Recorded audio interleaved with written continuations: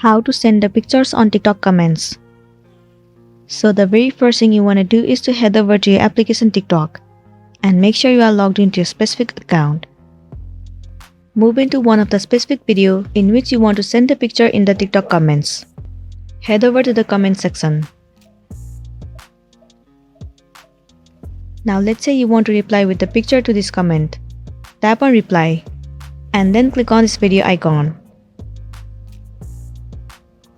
It'll open up your camera. Select the photo category and then click on upload. From here, select any of the picture that you want to comment. Let's say I want to comment this picture. Tap on the picture and then click on next. Once again click on next and then click on post at the bottom right corner. You need to wait for a while.